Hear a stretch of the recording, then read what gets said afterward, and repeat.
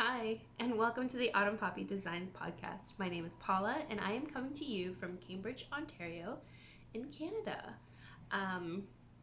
So hello, welcome.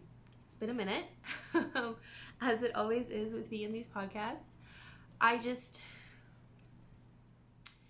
don't know, I have a lot of things I'm knitting on, but I don't make like a ton of progress on stuff, and then I jump around, and then I kind of just work on one project, and that's it.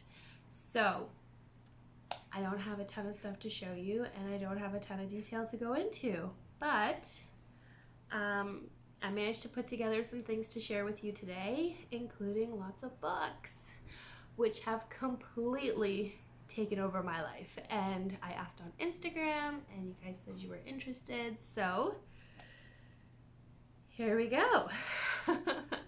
So let's start off with some knitting. The first thing I want to share with you is my love note. I made this almost 2 years ago now. Yes, I think 2 years, about 2 years, maybe 3. I don't know. It's been a while. But yeah, I am finally wearing it because yesterday I went out and I bought a dress for it. Actually, not for it. I bought a dress. I bought a beautiful maxi dress that it looked so nice, and it looked like it was gonna look good on me, and I got it. And this morning I'm getting dressed, but it's a little chilly, and I was like, I should put on a sweater, and here we are. So let me show you. So here's the sweater. I did the sleeves a little shorter, just because I really liked this length, and it is cropped, and it is longer in the back, and yeah. So I knit this using Barocco Vintage DK. I cannot remember the colorway though, but if you click the link below to my Ravelry, it will tell you everything you need to know. I want to say it's the sour cherry colorway, but this is purple, not red, so I'm wrong. But yes, I got I actually ordered the yarn online from Yarn Canada. They're a great little website that carries a lot of yarns that I can't find at my local yarn store, and their prices are a little different. Usually only like a $1 or $2 difference. So sometimes it's a little more affordable buying through the website, and if you spend a certain amount, you get free shipping. So yeah.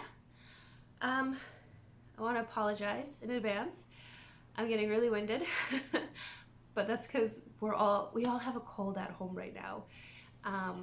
Theo came home from school Wednesday night, was feeling kind of weird, and then in the morning, magically, me, him, Penny, we all woke up sick. It's fantastic. So I've been dealing with that cold all weekend. It's been great. It seems to just be getting worse. So yeah, I also haven't really had time to rest and relax. I've been working all weekend, and I had a cleaning spurt. I scrubbed down my whole bathroom yesterday. I also repotted like 4 of my plants. My money tree needed a bigger pot because it's going crazy. My Ginny plant also needed a bigger pot. Theo has a pickle plant in his room, and that just kind of like exploded. Then this guy right behind me here, my philodendron, I think it's called, it also just needed its own pot. I actually hadn't replanted it since I got it. So yeah, that was really fun though. I went to HomeSense, or Marshall's if you're in the US, and I bought a whole bunch of pots, and they were really affordable. Like the really big ones were only $12.99. It was such a great deal, and they look so good. So yeah, back to the knitting. The other thing I finished recently are my, and I don't even know if I talked about these already, but my Speckled Egg Socks. The pattern just went live last month. So these use a sock set from Lizzie Ann Yarns. They are cuffed down. I did a rolled cuff. I did color transition here for the, what do you call it? The patterning here. And then it's just got texture on the leg and the foot. So yeah, like I said, they're cuffed down.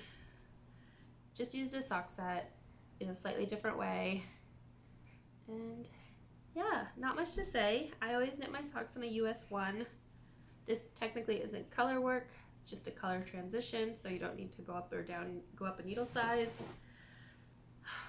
Heel flap and gusset is honestly my favorite. It takes slightly longer, but it just fits so good on my foot. I actually really enjoy it. So yeah. And I also finished, oh my goodness, there's so much hair on these, my self-striping socks. So this was a beautiful sock set that I got from Brittany of Crocus Fibers, and she sent me leftovers from the socks she had knit. And I honestly have a little bit left. I don't have the bag on me, but I have a little bit left. I could even make socks for Penny. And this is the contrast color with a strand of mohair held double for reinforcement. And I did a short row heel on these because, well, I just liked the way the striping looked, and I didn't want to make it thinner or thicker, or thinner as I went up in the increases, because I did it toe up to get the most out of the yarn. So yeah, this was called Crocus Wildflower, and it is just stunning. I am obsessed with these three colors here, the dark green, the pink, and the gold. I think they would make for an amazing shawl. But yes. I forgot one project, so I will be right back. Okay, so they're still drying. But these are stripy socks for B.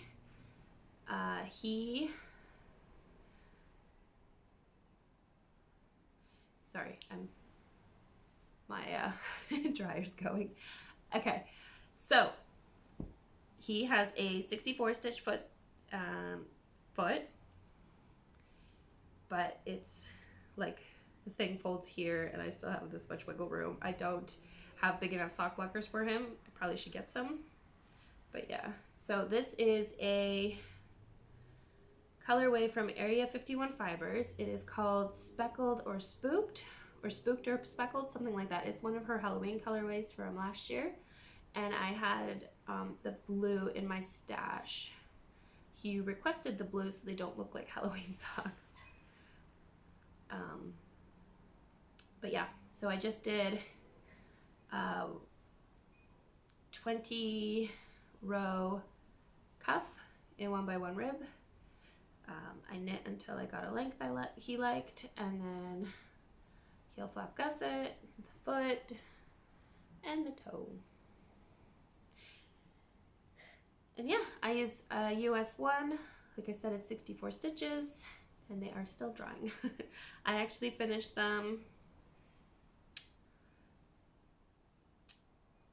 Thursday or Friday or something like that, and then it just took me a little bit to weave in the ends and block them, but they're finally done. I'm sure if you go back like 3 podcasts ago, I was talking about these as just starting them, so it's been a while. But yeah, I'm planning on writing up my vanilla sock pattern and publishing it, but the thing is, because it's part of Sock School that I offered on Patreon, the patterns will only be available for free on Patreon. And then I think I will still put them up on Ravelry, but for a price, but let you know that you can get them on Patreon for free. Yeah. And then I have a toe up sock pattern that's already finished, and that'll be going up on there as well. And then if you watched the last podcast episode, you would have seen the colorwork sock pattern that I designed. as part of the sock school tutorials as well. And that's, I'm in the process of writing that one up. I've just been very behind on everything lately, and I'm just trying to catch up. So the next thing I want to share with you is the sock pattern that is currently available for test knitting on Patreon, and that is this. So I'm calling these my circus socks because this part here really makes me think of the clown costumes where they have it here when you go to the circus. And yeah, so I did a cuff down sock. It's 1x1 rib. And I used, honestly, not a whole lot of the main color. I can't tell you how much because I didn't weigh the ball yet to check, but it's gonna be like way less than 50 grams for sure, because I mean there's a lot of contrasting colors. So these are mini skeins. I used 4 mini skeins from Vicky Brown Designs in the UK. She has this mini skein lucky dip bag you can get.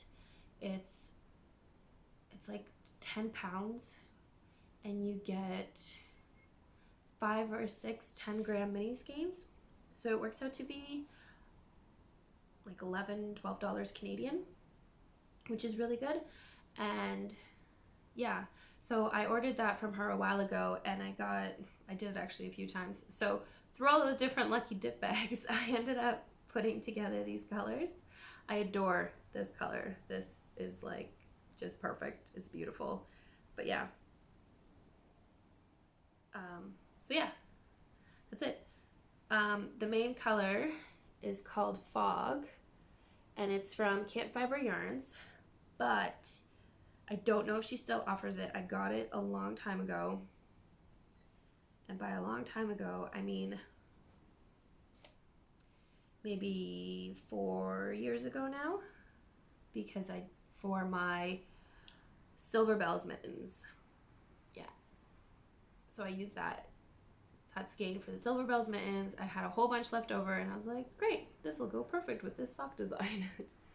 So it's like a purpley gray color. And yeah, so again, these are available for testing on Patreon. And if on Patreon I don't end up getting all of my testers, I will put out a general test knitting call, but it will be for select sizes because first come, first served to Patreon. Okay. I guess we can move into acquisitions. Oh, that's the wrong bag. Okay. Acquisitions. So I recently purchased a lot of things because, and it's not my fault, it's the yarn dyer's fault for having and coming out with so many beautiful, beautiful things. So Laura at Camp Fiber shared this Starry Night sock set, and Van Gogh is one of my absolute favorite artists, so I had to have it. Even though Starry Night is not my favorite painting of his, I actually really like, I think it's called like Midnight at the Paris Cafe or Midnight at the Cafe or something, and it's just, I bought it as a puzzle and I put it together and we glued it and we just have to frame it and then we can hang it up. But yeah, that one is my favorite, and I don't know why, because it's not very special. Like Starry Night is much, much more special, but there's something about this painting that just speaks to me. So anyway, I saw that sock set and I fell in love, and I really wanted to design a pattern with it. So here we are. So it's just a little color work, and then you can't see it, but there's texture on the foot. And I mean, the texture isn't really anything, it's just a little bit, but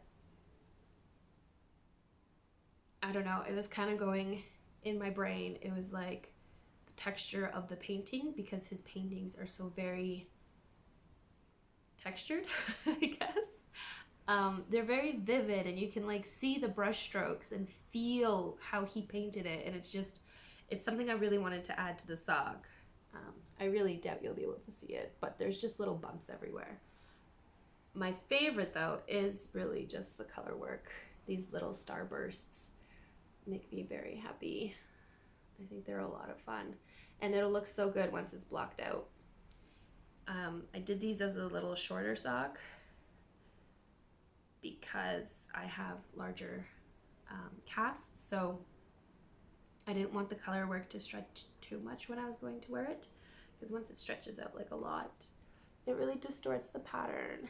So yeah, but it's a 1x1 cuff, the little bit of color work, heel flap gusset, the texture, and I will make the toe yellow as well. I haven't decided yet if I'm gonna add, no, I'm not gonna add color work to the just before the toe. I think I'll just leave it at that because I really just like that. So yeah, and it's all living in my other acquisition, which is this really cute boxed bag from This and That Design Co. And they mostly just sell these as makeup bags because they have a waterproof liner in them.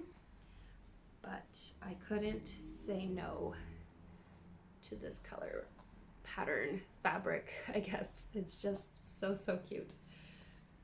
So yeah, that is that. I mean, look how cute it is. It's all yellow and pink, and yellow is my favorite color right now, so yes.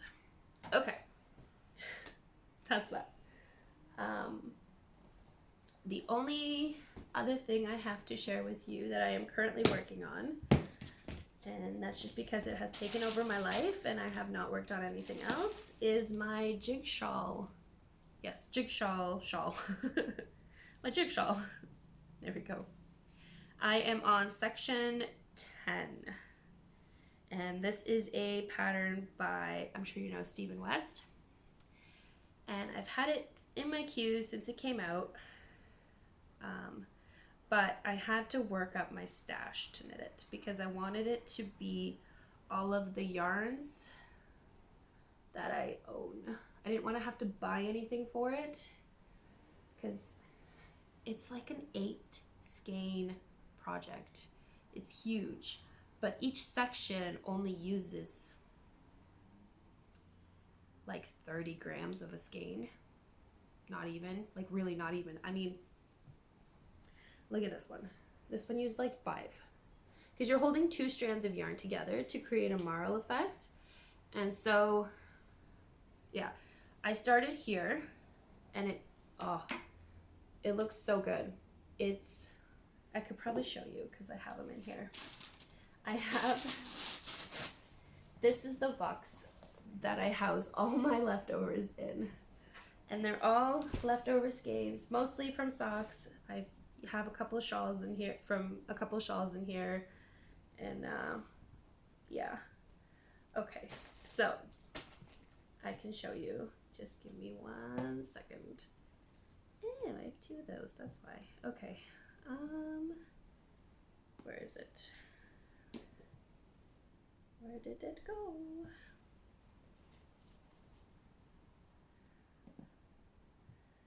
So this first section, new.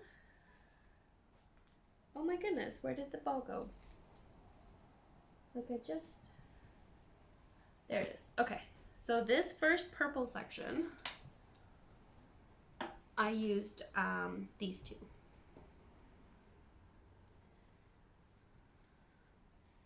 And it's funny because this was a half skein set, so this was 50 grams. And I knit a whole pair of socks with this whole giant section, and I still have this left over. Like there's maybe 10-15 grams in here, so I could use it again for another small section. And then after you knit that giant triangle, I knitted this part, and I'm not in love with it, but I'm dealing with it because it kind of looks okay now that I'm holding it up. But I used this and this together. I've never really done marling, so it's just really interesting to like learn how to put colors together and how to get the effect that you want. And then I went on to this beautiful blue section, which is this mini skein and this one. And like I said, these are all from socks I've knit, and pretty much like my personal designs, so it's really special that way. And then I have this section here, which came next, and I adore it. These are my colors. This makes me so happy. And for that I used this one, and I want to say this one. Yes, I used these two, and like it's just beautiful. And I found out I actually have a lot of that color because I also have this one. So there you go. But I also have this one. And then I have it in like other forms of mini skeins. And yeah, apparently I really enjoy that color. So, oh, there's a different version of it. Yeah. Okay, then the next section you work on, and it looks a little awkward because you have to put stitches on hold, is this big, beautiful section. And I really find it fun how he includes all these random yarn overs in here. So that one I used this and this. And this colorway is from Coast to Coast Yarn Co., and I designed my giant 3-skein shawl in it. And this ball that I've already used twice in this project is still going. It was like a 2.5 skein shawl. It's massive. It's like the wingspan is like, if I stretch out my arms completely, and then there's still some left over. And then there's this section, and it's so good. It is made up of brown and this. And this is the Cherry Orchard colorway from Camp Fiber Yarns. And those two together just look stunning. I mean, stunning. It's, oh, that's good. That's really good. And I'm actually using it again, but with a different one. Also a Camp Fiber Yarn colorway. There you go. This is more of a red, like a red and black. So yeah. And I have to tell you, I have a lot of favorite parts in this shawl. So this is this beautiful green and silver, and I actually used this silver held with this green, and together, oh, it looks so good. It's just, it was not what I was expecting to come out.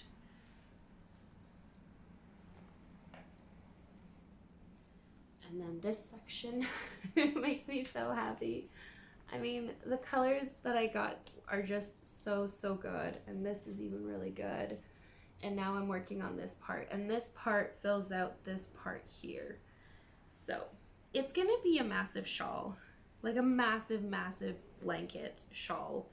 I mean, it's garter stitch. You're working 2 fingering weight yarns held double, so it's a little thicker than DK, and you're using a US 8 or a, what is it, 5 millimeter. Yeah, 5 millimeter needle. And this is, so how is it? I'm trying to think. This is the one end, but I mean, I don't even think this is the middle. So you're already, once it blocks out too, it's gonna be massive. But I love it. I love it, I love it. And the whole thing is shaped with the I-cord edge, and he even put tassels, which I might have to do tassels. I don't think I actually own a shawl with tassels on it. So we have to do tassels. So yeah, that's all living in my little storage box. There you can see more yarn at the bottom.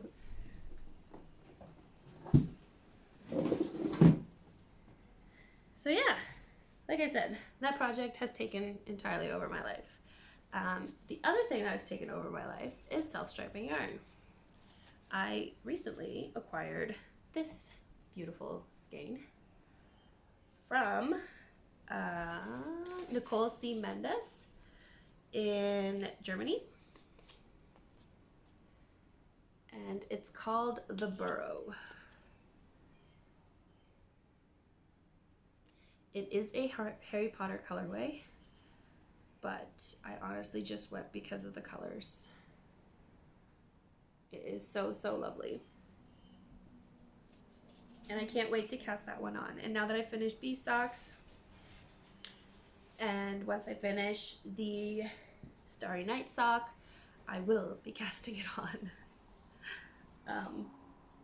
The last thing in terms of knitting that I want to share with you, and I got this idea from my friend, and I'm pretty sure I already mentioned this in a previous podcast, but I am knitting oh gosh, that's what happened. I took out, the needle came out. I'm knitting a Northeasterly by Skein-Anigans. I think I said that right. I pulled out the needle. Anyway, and I'm using all my self-striping yarns to do that. And I think it looks so, so good. So good. So I have a lot of self-striping yarn that's just left over, and I don't necessarily want to knit another pair of socks for it because I feel like one pair is really enough. So I've got this one. This is from Nicole C. Mendes as well. I now have leftover from Bee Socks. This was the, did I call them Candy Cane Lane socks, I think? The Christmas colorway I did, Christmas socks I did last year. This is the one I'm currently using. This one I just used, but there's, apparently I have a few of these hanging around places, so yeah. Ooh. Oh yeah, that's what it was. I'm taking apart a baby sock that never had a pair made. And then I have, this is the Steel Town colorway from Cozy Knitter. The yarn dyer from Toronto. I think it's the Cozy Knitter. Yes. So yeah, I just have to put my, I'm using a US 2, so 2.75 millimeter to knit it, and I really like the gauge I'm getting. So yeah, I'll fix that after. And then what I got from Area 51, she has this brilliant, oh gosh, I didn't even actually look at these properly, and I love them. I love them so much. Like, look at these two. Those look so good. But she has these mini skein bundles you can get. And I mean, honestly, what are you gonna use color work, I mean, self-striping mini skeins for? Tell me if you know, or if you have a brilliant idea that I'm clearly not seeing, tell me. But yes, I grabbed it. So I'm gonna use it for the blanket. And I actually have another one coming with the Loki colorway from her, because I wanted to be a pair of socks for Father's Day. Yeah, I just can't get over this one. That is so fun. But yeah, so I grabbed that from her, and that will go into the blanket as well. I just haven't put any time into it because, again, the jigsaw has taken over my life.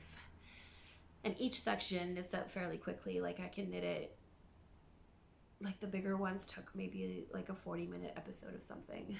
So it's really fun. And I like putting all the different colors together. And yeah, I think that's all I have to share with you for knitting, which I feel like turned out to be a little bit more than I said it was. When I was planning it out, Penny has been all over the place today. She could not settle on an activity. I gave her paint and a canvas, and I told her to make a painting for her dad for Father's Day, and she's just like, gray. Like, just took the paint, smeared it everywhere, done. I think she was painting for all of 15 minutes. And that includes setup and takedown. So fun. And then we did a puzzle. And then we played with our new book, which has little magnets on it. And then she was hungry, but didn't want to eat the food I gave her, didn't want to drink her juice, didn't want anything. So it's just like, woman, you are making me crazy. All of this while I was trying to write up the circus sock pattern. And then we went outside. We were outside for all of 10 minutes before she decided she was bored and wanted to go inside. So yeah, we had lunch. I put her down for a nap, and she passed out right away. So maybe she was just really, really tired. But yeah, I don't remember if I was going anywhere with that. So let's just move on. So this year on Patreon, I suggested we do a book club. So we've been, hasn't been going great, but that's okay because I've been reading a lot and I am very, very happy. I'm doing the Read Christie Challenge, which I've mentioned before. And I've read a lot of books. I think I've read 8 books so far since February. And I am so happy with it. So for the Read Christie, this was January, The Man in the Brown Suit. February was Death on the Nile. Then we had After the Funeral. Why Didn't They Ask Evans? And then last month was they gave you 2 books and suggested you pick one. I read them both. There was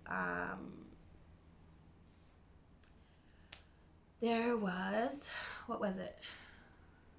There was a Tommy and Twopence. I can't pronounce it. It was Tommy and Twopence. What was it called? The Adversary.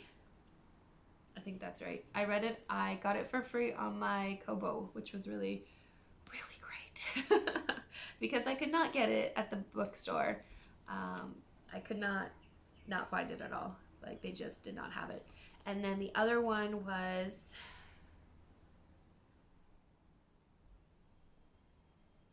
Murder on the Links, which was a parwa. And parwa, Murder on the Links, is the second one in the series that she wrote. So yeah. She also, I actually managed to get, The Secret Adversary was the Tommy and Twopence, and Murder on the Link was the parwa to read. I also picked up a couple more on here because I got Kobo Plus, which is just $10 a month, and you can get free books through it. So I picked up Evil Under the Sun, The Mysterious Affair at Styles, which is the first one of his, and The Murder of Roger Ackroyd. I feel like I have The Mysterious Affair at Styles twice in here. And I do. I have it twice. So, whoops. Okay. And I also have Murder on the Orient Express on there, which is free. But I had to own it because I love Agatha Christie. There's just something so good about her books. They're not very big. I mean, they're like 200 pages. Death on the Nile was actually the biggest one of hers that I read at almost 300 something pages.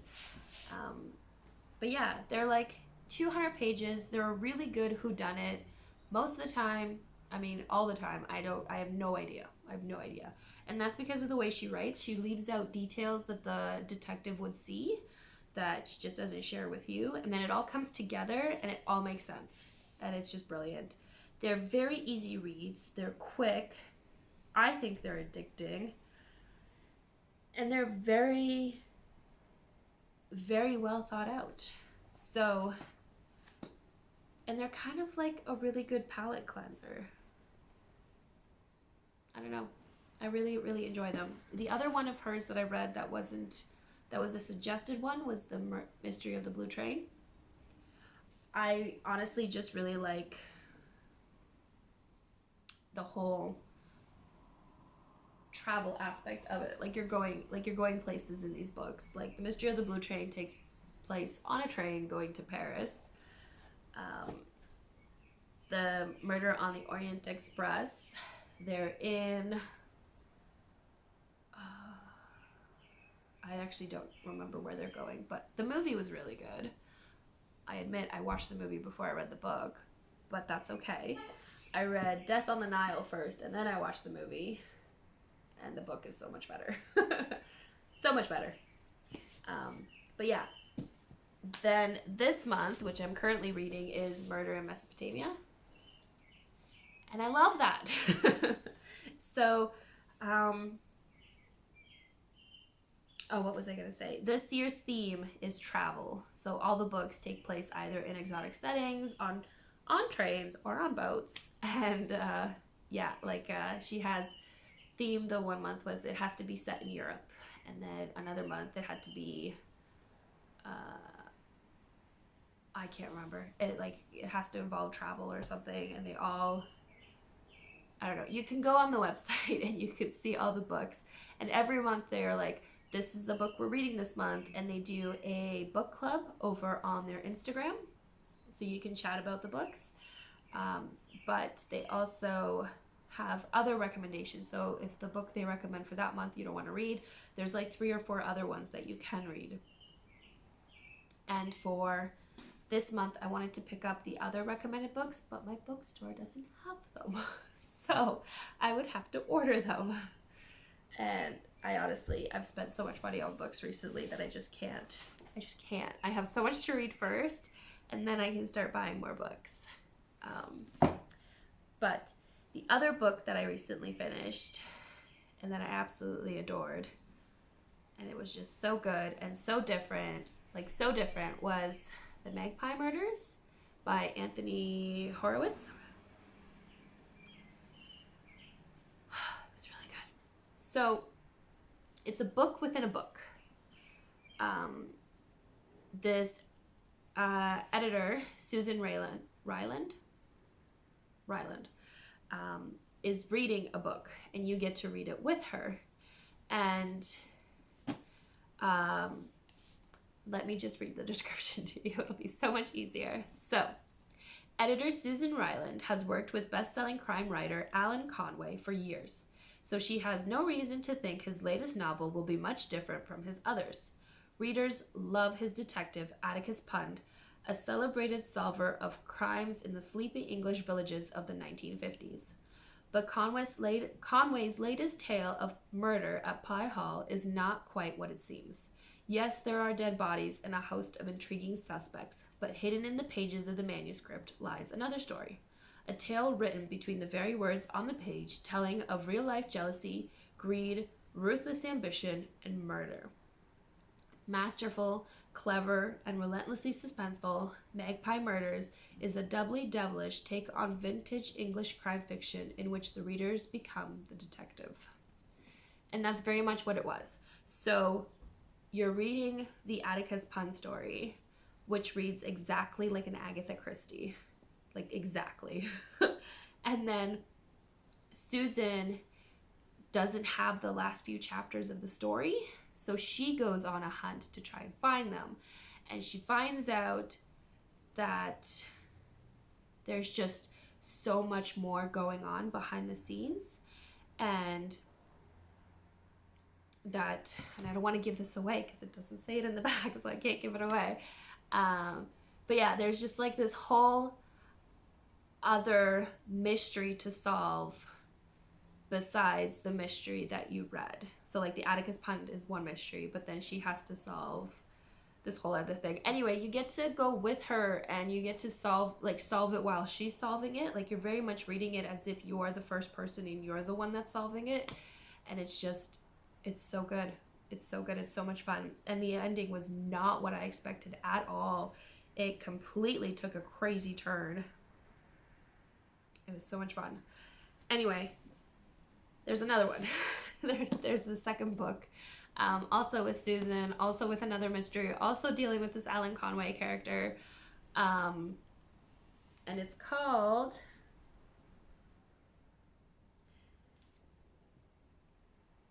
I can't tell you what it's called. I don't remember.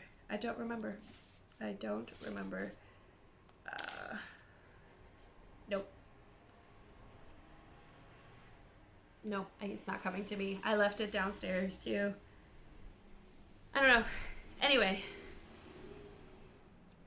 so that's one of his series. He got the rights to continue writing the Sherlock Holmes stories as well. So he's written Moriarty and the House of Silk. And now that I've read this, I definitely want to read those as well. And he actually started by writing the Alex Cross novels for teens. It's totally random how he went from that to this. And he actually started writing a series for adults that's very much kind of like a James Bond, but his character is called Trigger Mortis. How great is that? It's such a great name. Anyway, would also like to read that. He's also a TV screenwriter for Midsummer Murders and Foyle's War. He's just good. He's actually really good. So I got his other series too. And now I'm looking at my stack of books and I feel like I didn't grab it. No, I did. It's right here. So here we go. A Line to Kill. No, The Word is Murder. The Word is Murder. Yes. Because the next one is The Sentence is Death, and then A Line to Kill is the third one. And I think there might be fourth one now. So, yeah. I'll read you the back on this one, because I am going to, as soon as I'm done Murder in Mesopotamia, I'm reading this one. So, one bright spring morning in London, Diana Cowper, the wealthy mother of a famous actor, enters a funeral parlor. She is there to plan her own service. 6 hours later, she is found dead in her own home, strangled with a curtain rod. Enter disgraced police detective Daniel Hawthorne, a brilliant, eccentric investigator who is as quick with an insult as he is to crack a case. Hawthorne needs a ghostwriter to document his life, a Watson to his Holmes. He chooses Anthony Horowitz. Drawn in against his will, Horowitz soon finds himself at the center of a story he cannot control. Hawthorne is brusque, temperamental, and annoying, but even so, his latest case, with its many twists and turns, proves irresistible. The writer and the detective form an unusual partnership, but it soon becomes clear that Hawthorne is hiding some dark secrets of his own. A masterfully and tricky mystery that springs many surprises, The Word is Murder is Anthony Horowitz at his very best. I just thought that was so much fun. I love Sherlock Holmes. I actually grew up reading Sherlock Holmes. So the fact that he writes himself into these stories is going to be so much fun. And I can't wait. So excited. But I am going to put up a poll on my Patreon to see what book we want to read together. I really have no problem jumping from book to book. Like, I can read like 3 books at once. It's not very hard for me to keep everything straight. So, which is really saying something, considering I have such a hard time keeping daily life straight. So I'm still not finished this book. I mean, I kind of put it down, read all the Christies, read all this, and I still haven't finished this. I don't even have that much to finish. I really just need to finish it. But I just have not been feeling it. I mean, The Man Who Died Twice is the second one. And I was gonna pick it up, and then I'm like, I don't even know if I really enjoyed the first one. But it's just very slow. It's very, very slow. So if you have read this, let me know what you thought. Should I keep going? I definitely should, because I do want to know how it ends, but then I'm just going to go through all the other books I picked up, because, well, we're just going to be here all day if I read every excerpt to you. And I'm sure you've heard of these, and if you have read one of these, please let me know below. I'd be very interested to hear what you think, and if I should pick it up sooner rather than later. So, The Long Weekend by Jillian Macmillan. It's 3 couples, 2 bodies, 1 secret. I really love whodunits. Love them. Love them, love them, love them. So yeah, this one. Then I picked up The Murder of Mr. Wickham. Love Pride and Prejudice. Like, that's the thing. I haven't actually read it. I own it. I started reading it. Couldn't get into it. It's just a lot. But I've seen the movies like 100,000 times. So I will read the back of this one to you because it's just so much fun. So, the happily married Mr. Knightley and Emma are throwing a house party, bringing together distant relatives and new acquaintances. Characters beloved by Jane Austen fans. Definitely not invited is Mr. Wickham, whose latest financial scheme has netted him an even broader array of enemies. As tempers flare and secrets are revealed, it's clear that everyone would be happier if Wickham got his comeuppance. Yet they're all shocked when Wickham turns up murdered, except, of course, the killer hidden in their midst. Nearly everyone at the house party is a suspect, so it falls to the 2 youngest guests to solve the mystery.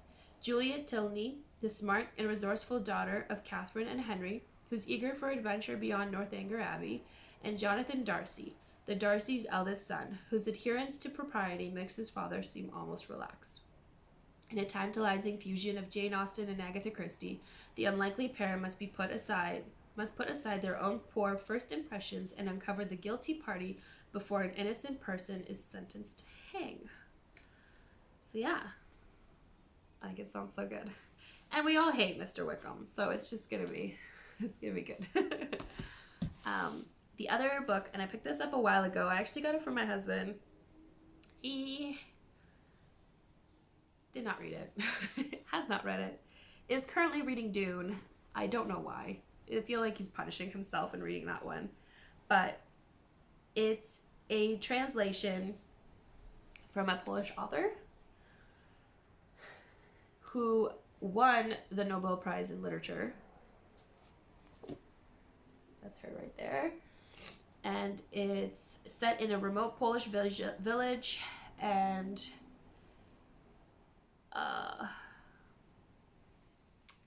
let me read it to you.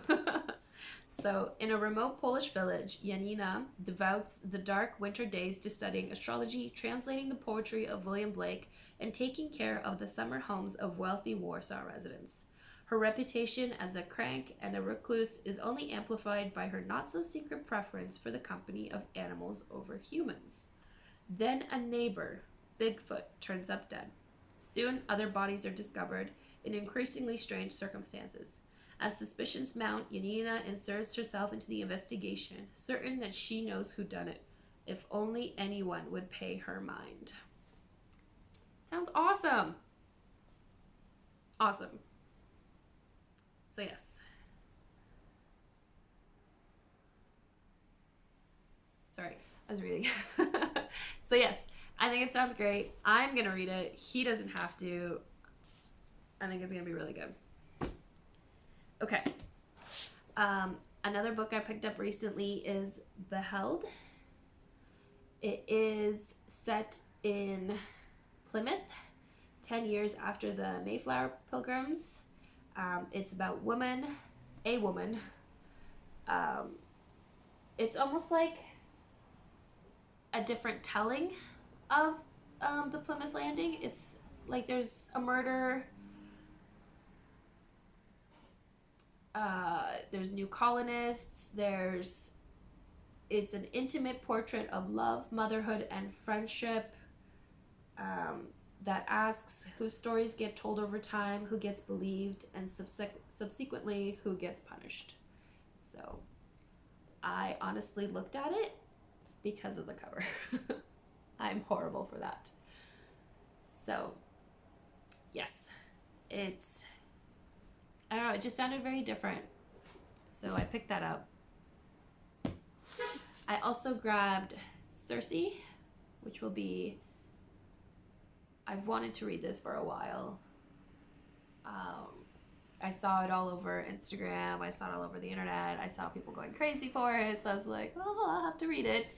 And then I just wasn't able to get my hands on it. And honestly, when everybody was reading it, I wasn't reading. So I will read it now, though. I grabbed this book for my husband. I'm sure you've seen it. I'm sure you've heard of it.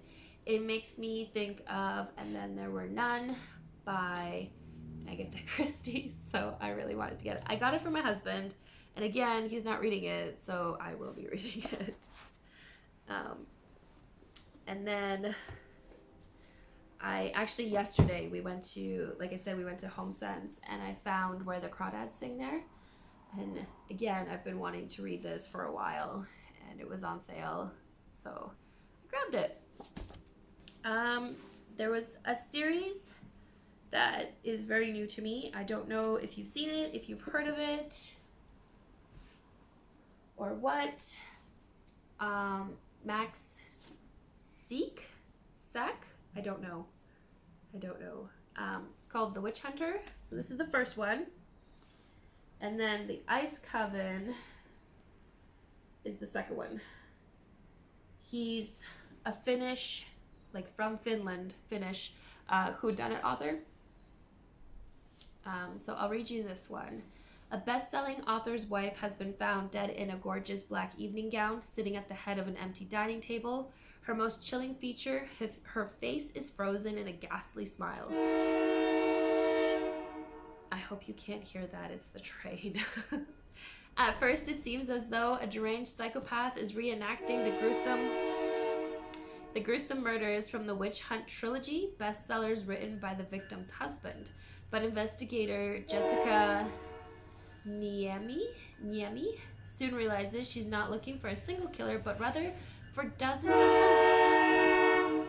I'm so sorry. The train track is like right there. Like you can look out the window and you can see the train. So, and all my windows are open. So,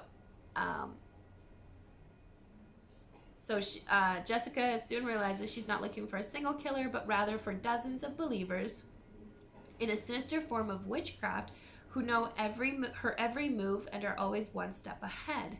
As the bodies start piling up, Jessica knows they won't stop until they get what they want. And when her dark past comes to light, Jessica finds herself battling her own demons while desperately trying to catch a coven of killers before they claim their next victim. So, this one takes place 6 months after this one. So, I mean, I guess this one came out quite recently. And then I saw that they had both of them, so I was like, all right, I'll just grab them both now and not waste my time later. Because I get these I get these from a place called the Book Outlet. It's in Thorold. Actually, when I lived in St. Catharines, we used to go there all the time. And it's great because this book was like $4. So I order a whole bunch of books, spend less than $60, get free shipping, and it's fantastic. So, yes. September of last year. This came out in September of last year. But yeah, they sound really good. They sound very different. It's all about witches. You can't go wrong. It's like a different kind of whodunit, and I'm very, very excited for it. I got 2 more books to share with you. Louise Penny. She writes the Chief Inspector Armand Gamache books. I picked up the first one because she writes them in a series. They're all about him, but there's 12 of them now. So it's like, no. So her recent one just came out, so I've been seeing that everywhere, and I was just gonna grab it, but I don't know. I don't like reading things out of order, especially with these kinds of books. They really build up the character, and it's very different from just picking up an Agatha Christie, because you can literally pick up any one of her books and just read it, and you're fine, because there's not a lot of character development that you need to worry about. Yeah, like, I mean, Parwa, there's like 25 books about him, but as far as I can tell, there's nothing life-altering happening in any of the books to really make you be like, you have to read them in order. So, yes. I'm excited for this. I just really, really, really like whodunits. So, and then I have this book, If We Were Villains. I've had this for quite a bit now. Still have to read it, but I was also told there's a lot of Shakespeare in here, which is fine. I went to university and I did English Lit as a minor, so I've read a lot of Shakespeare. So I'm quite familiar. I feel like we should be okay. But yeah.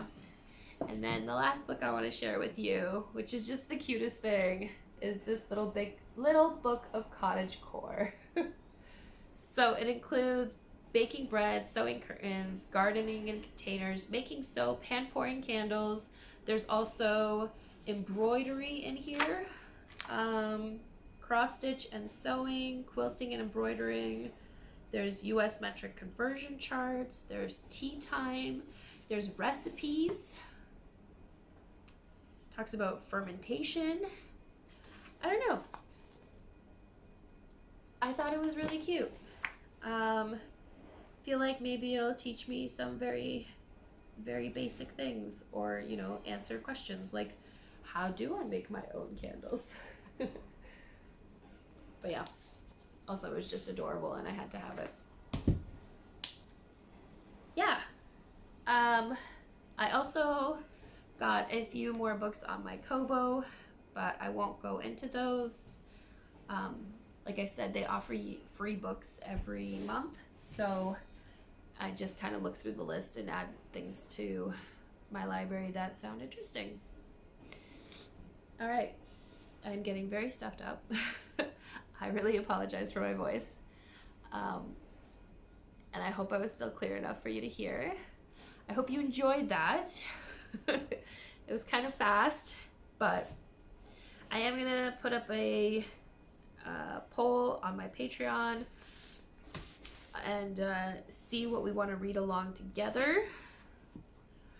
And yeah, hopefully we can get a book club going for the summer.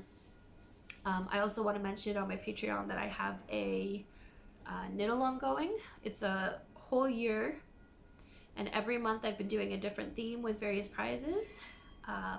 So last month's theme was to finish one self-striping sock whip and to knit a whole self-striping pair of socks. And the person who completed that challenge, and like if there was more than one we would have done a draw, but there was only one person who did, they got a free skein of yarn from Area 51 Fibers. So yeah, I also did a drawing for second place, and that person got to choose a free sock pattern from my shop. So yeah, this, because it's the summer, so for the month of June, July, and August, we are going to be working on finishing up as many whips as we can. And the reason I did that is because the summer months are very busy for us to begin with. Most of us on my Patreon have families, have small children. So school's ending on June 28th here in Canada. So